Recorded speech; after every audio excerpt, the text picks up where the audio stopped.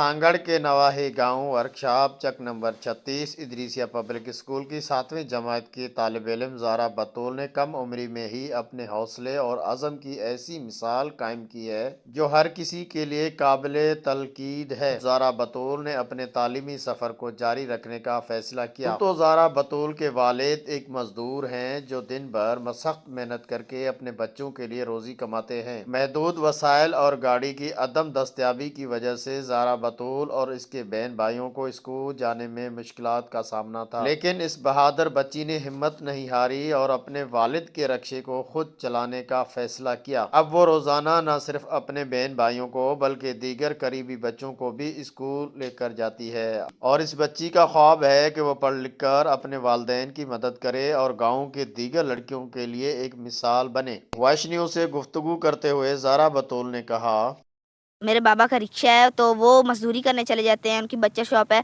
तो वो वहाँ चले जाते हैं, फिर आने जाने में मुश्किल होती है, इसलिए बाबा ने मुझे फिर रिक्शा सिखाया था।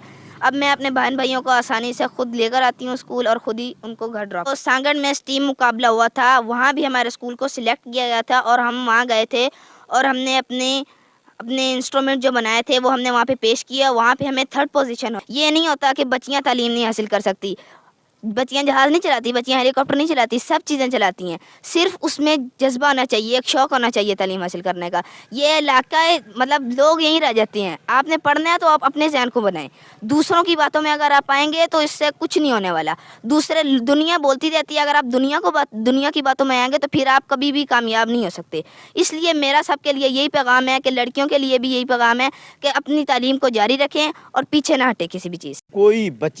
कोई बच्चा ये ना सोचे कि मैं किसी से कम हूँ, ना ही मैं तालीम हासिल कर सकता हूँ, बल्कि अगर उसमें अज़म और जज्बा है तो वो बच्चा हो या बच्ची हो, हर तालीम के मैदान हो या चाहे दीगर जितनी भी एक्टिविटीज़ हैं उनमें वो टॉप कर सकते हैं। तो ये इनका पैगाम था उन तमाम बच्चों के नाम जो बच्चे मायूसी के शिकार हैं। Sagar Deen Mohammad Baloch, voice news, Sanghar.